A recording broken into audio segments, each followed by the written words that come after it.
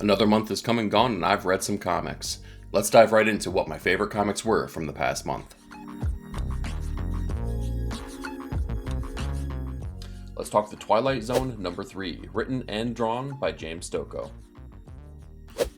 So in this issue, we have these two warring factions, and they're halted by the defending side as they send out someone to speak on their behalf, right? As he pleads with them to listen to what is their voice of God. So first things first, this might be the best looking book of the week. Hands down. Stokoe's art is just brimming with texture and energy, and it refuses to let your attention go. Your eyes are glued to each and every page. They all look glorious. This is a black and white issue and series, and I have to say this is probably the most effective use of that black and white, the lack of color, that I've seen in any issue so far.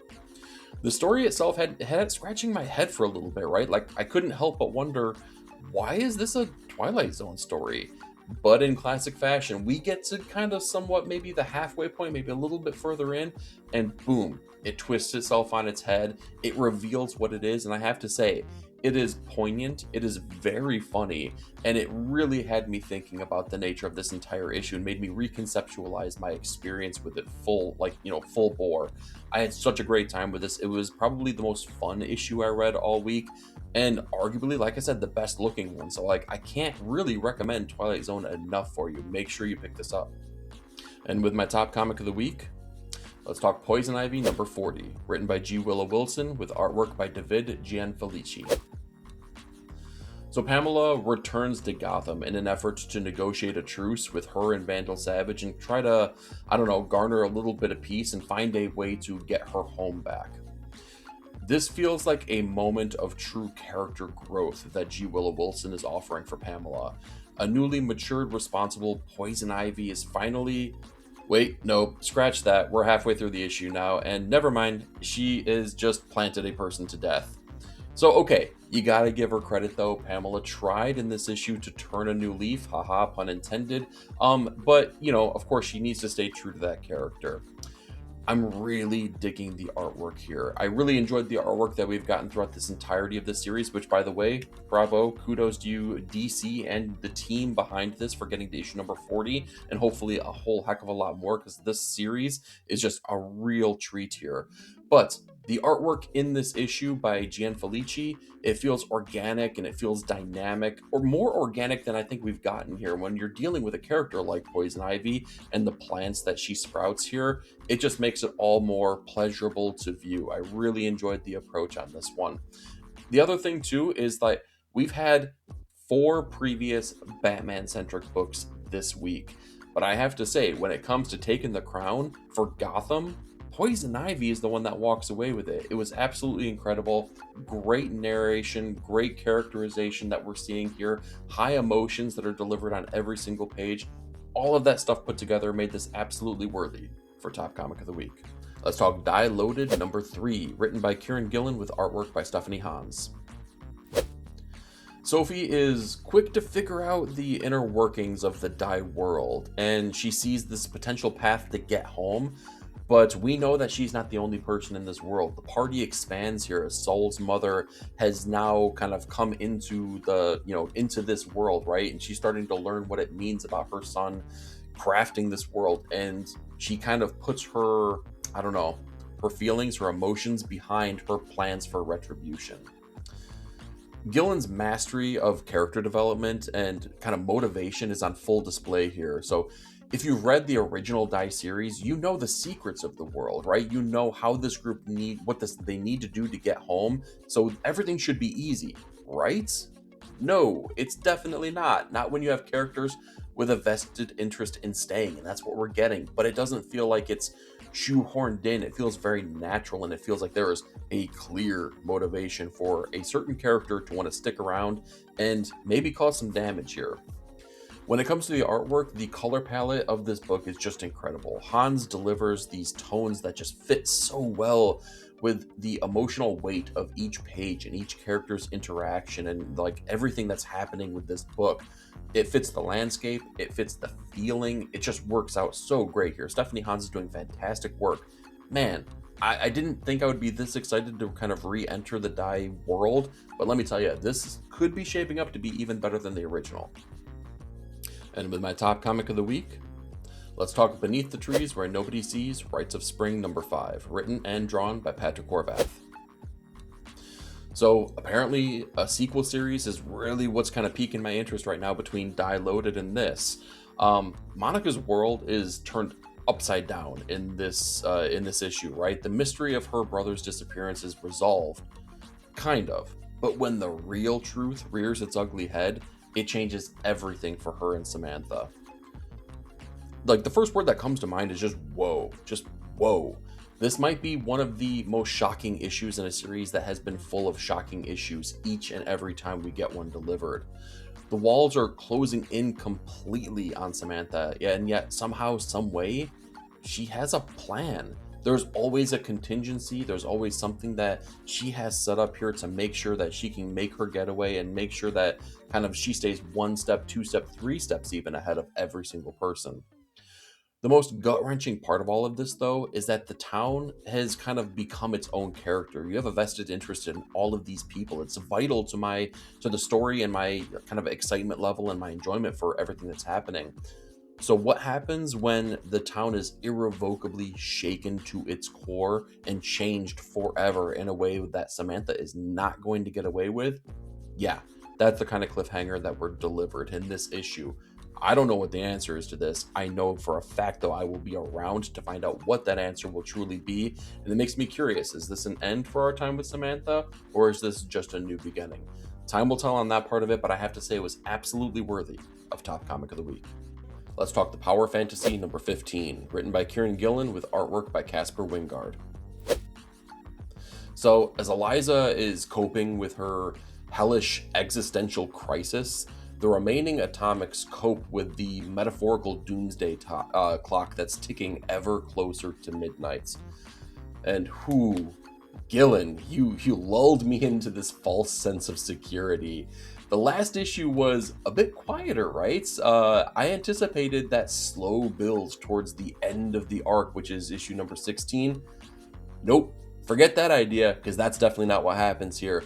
This feels like the second to last Jenga block being pulled, and you know the trepidatious stability. So it's, I don't know, you know that the stability is like so finite, right? It's just dangling by a thread here. But you know, in a book like this, it's all about the super powered egomaniacs that are being delivered in this book. And that's what kind of like drives everything that's going on with it. It's just beautiful. It's just so engrossing, right? I don't know. There's something about this book that draws you in such a beautiful way. And it's all about these character motivations.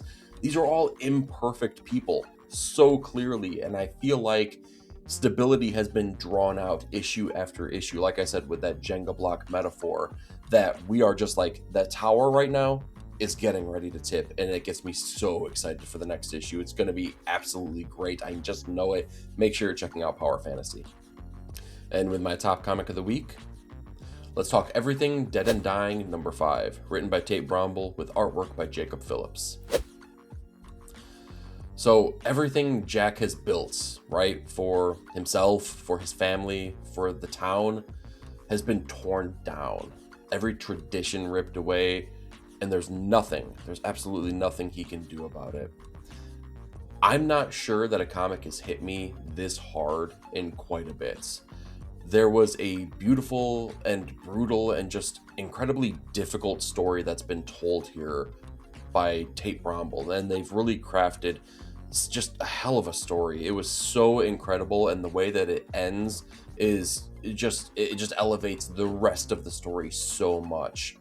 There's part of this where Jack is, I don't know, he's thinking upon a story that he wishes he could have shared with his daughter.